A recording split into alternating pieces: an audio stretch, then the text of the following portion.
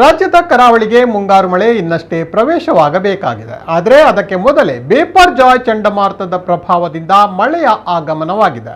ಈ ಮೊದಲ ಮಳೆಗೆ ಮಂಗಳೂರಿನಲ್ಲಿ ಅನಾಹುತಗಳು ಕೂಡ ಸಂಭವಿಸಿವೆ.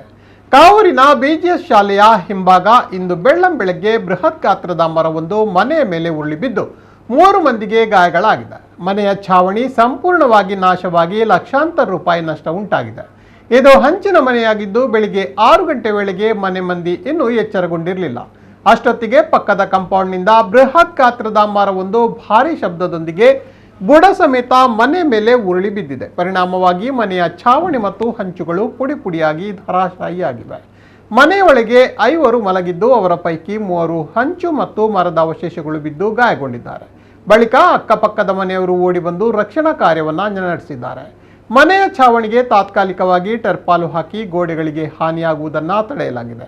ಏತನ್ಮಧ್ಯೆ ನಿನ್ನೆ ರಾತ್ರಿ ಮತ್ತು ಇಂದು ದಕ್ಷಿಣ ಕನ್ನಡ ಮತ್ತು ಉಡುಪಿ ಜಿಲ್ಲೆಗಳಲ್ಲಿ ಬಿಟ್ಟು ಬಿಟ್ಟು ಗುಡುಗು ಸಹಿತ ಮಳೆಯಾಗುತ್ತಿದೆ. ಹವಾಮಾನ ಇಲಾಖೆ ಕೂಡ ಅರಬ್ಬಿ ಸಮುದ್ರದಲ್ಲಿ ಸೃಷ್ಟಿಯಾಗಿರುವ ಬೇಪರ್ ಜಾಯ್ ಚಂಡಮಾರುತದ ಪ್ರಭಾವದಿಂದಾಗಿ ದಕ್ಷಿಣ ಕನ್ನಡ, ಉಡುಪಿ, ಉತ್ತರ ಕನ್ನಡ ಸೇರಿದಂತೆ ಕರಾವಳಿ ಜಿಲ್ಲೆಗಳಲ್ಲಿ ಇಂದಿನಿಂದ 3 ದಿನ ವ್ಯಾಪಕ ಮಳೆಯಾಗಲಿದೆ ಎಂದು ಮುನ್ಸೂಚನೆಯನ್ನ ನೀಡಿದೆ.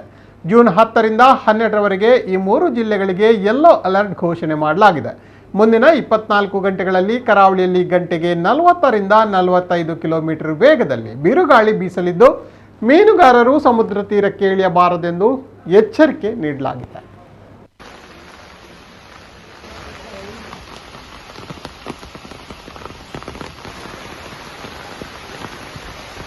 ಅವು ಕಾಂಡೆ ಪೂರ ಆದಿ ಪತ್ತಾನ ಅಪ್ಪಗ ಸಡನ್ ಸೌಂಡ್ ಬರ್ತದೆ ಗೂರ್ ಮರ ಇಲ್ಲರಿ 8 ಜನ ಇರ್ತಾರೆ ಉಳ್ಳಾಯ್ಡು ಇಲ್ಲಡಿ ಇಂಕಲ 5 ಜನ ಲೆಕ್ಕ ಪೂರ ಜೈದಿತ್ತು.